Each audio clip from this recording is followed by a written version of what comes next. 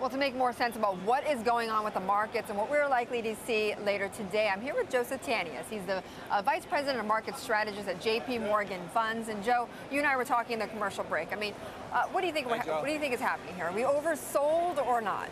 I think you are oversold. I think you ultimately had fear turn into hysteria, which led to this broad risk-off trade. I mean, if we sort of look at the events that have taken place over the past couple of weeks, last week was a very volatile week. Right. And then I think S&P's decision last Friday really just added fuel to the fire. But this 600-point drop in the Dow, is it justified? I don't think it is justified, to be honest with you. I mean, on one hand, you have now extreme valuations. You've got an earnings yield in the S&P 500 at about 9.5%. You've got the 10-year Treasury at about 2.3%. Right. And we know that these valuations, or extreme valuations, don't last forever. On the other hand, you have some genuine concerns around Europe's fiscal problems and the pace of economic growth here in the U.S. I think that if this fear continues, it could certainly become fear of a double-dip recession could become a self-fulfilling prophecy. Are you pricing that in at all, or? Well, I think the risk of a double-dip recession certainly has increased, but I wouldn't call it our base case scenario quite yet. Okay, what is your base case scenario? I think our base case scenario is that the pace of economic growth picks up in the back half of this year. A lot of the headwinds that you had in the first half of this year should hopefully turn into tailwinds.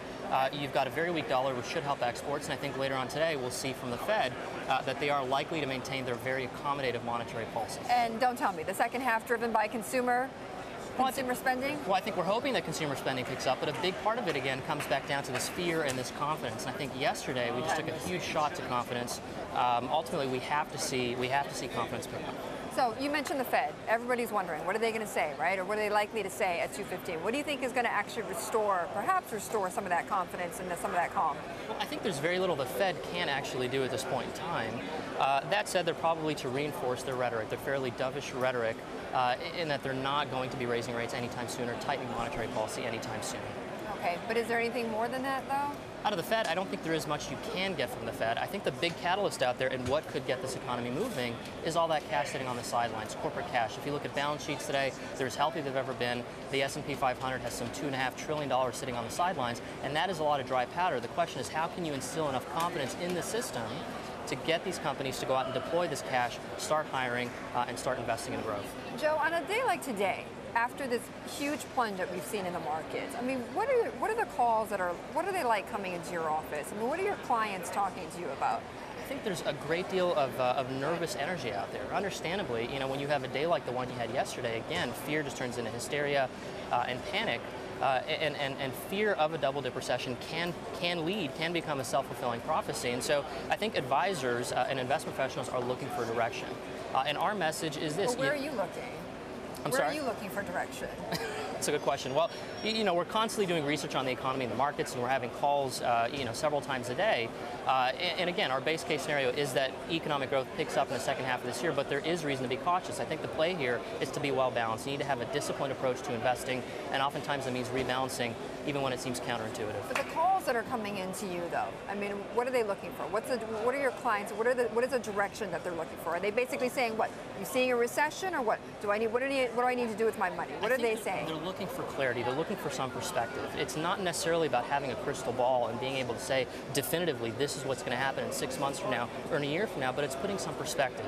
It's giving them some ammunition to go to their clients and talk through what's actually taking place in the markets right now so they can at least, again, put things in perspective. And once you have that perspective, it makes your investment decisions just a little bit easier. Hey, Chris, you Citibank, Joe, what do you got? why do you think that we've seen this disorder in the equity markets, but in fact, you've seen that Treasury markets actually behave, you know, pretty much as you would expect on the headlines, on the economic news?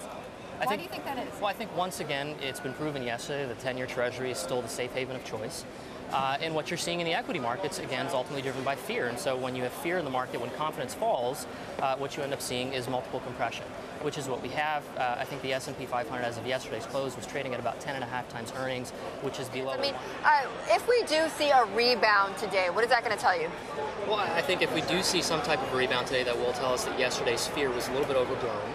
And I don't think that S&P's decision should have really caused that deep of a reaction. Granted, there are some deep-rooted and fundamental issues and concerns out there, but if we do see a bit of a rebound here, a bit of a relief rally, I think that would certainly be a step in the right direction.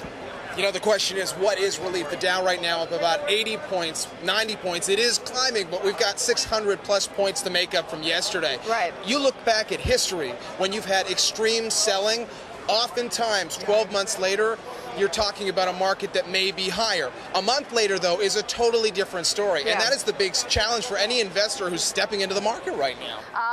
Okay, so, you know, with Bernanke, what he could say to calm the markets. What do you think, though? You know, what do you think overall with the economic data? What are you looking for there to tell you whether or not there's a recession going on? Well, I think for Bernanke, we're looking for the same dovish type of rhetoric. We're looking for the same tone, and that the Fed is unlikely to begin tightening monetary policy anytime soon.